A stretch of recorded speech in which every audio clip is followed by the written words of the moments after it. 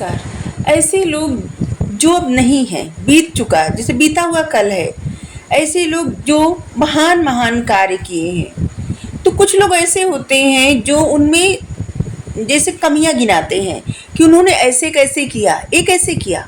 जैसे युधिष्ठिर अगर धर्मराज थे तो जुआ कैसे खेले, पत्नी को दाव पे क्यों लगाए, अपने भाइयों का हक लेके अपने भाइयों को दाव पे लगा दिए। सिर्फ उनका ही सब कुछ तो नहीं था, उनके भाइयों का भी था, उसको भी दाव पे लगा दिए। भीष्म ने प्रतिज्ञा क्यों की, शांतनु एक स्त्री पर इतना ज़्यादा आसक्त क्यों हो गए, और कर्ण दुर्योधन के लिए इतना उपकार दुर्योधन का लेके इतना ऋणी हो गया कि अधर्म के साथ खड़ा हो गया। ऐसा क्यों हुआ, सब कुछ जानते हुए। ये ऐसा इसलिए है कि जो लोग हैं जिन्होंने किया है, इस हम सभी को शिक्षा देने के लिए किए हैं कि हम सभी को ये नहीं करना है, क्योंकि एक इसका परिणाम ये होता है। इन महापुरुषों ने जो भी भूल की है वो भूल नहीं की है, ये उदाहरण देके ऐसी जिंदगी जी के समझाए हैं, बताए हैं कि किसी को ऐसा नहीं करना चाहिए, नहीं तो इसका ऐसा परिणाम भुगतना पड़ता है। स्त्री का अपमान नहीं करना चाहिए, नहीं तो सब कुछ नष्ट हो जाता है, विनाश हो जाता है।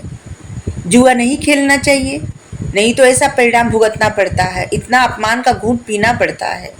बिना सोचे समझे प्रतिज्ञा नहीं लेना चाहिए, वादा नहीं करना चाहिए, कसम नहीं खानी चाहिए, क्योंकि भविष्य का किसी को पता ही नहीं रहता कि भविष्य में क्या होगा।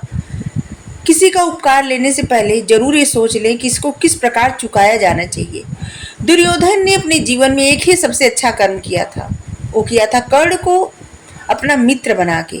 लेकिन वही कर्ण की सबसे बड़ी भूल थी कि कर्ण के जीवन का सबसे बड़ा ये बुरा वक्त था जब उन्होंने दुर्योधन को अपना मित्र बनाया।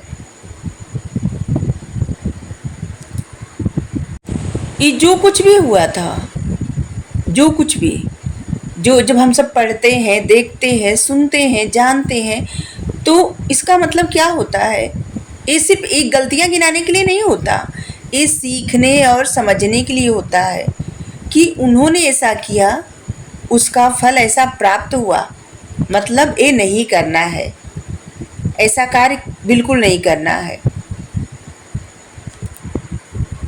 और उनसे कुछ सीखने समझने से ज़्यादा सब लोग उनमें गलतियां ढूंढने लगते हैं कि उन्होंने ऐसा क्यों किया, ऐसा क्यों किया। अरे इतना तो समझें कि उन्होंने ऐसा क्यों किया, क्योंकि वो हम सबको रोकना चाहते थे ऐसे कर्म करने से, इसलिए ऐसे कर्म किए और इतना बड़ा त्याग करना पड़ा, बलिदान करना पड़ा, सहना पड़ा, भुगतना पड़ा, और उदाहरण के रूप में प्रकट किए कि ऐसा न करे कोई।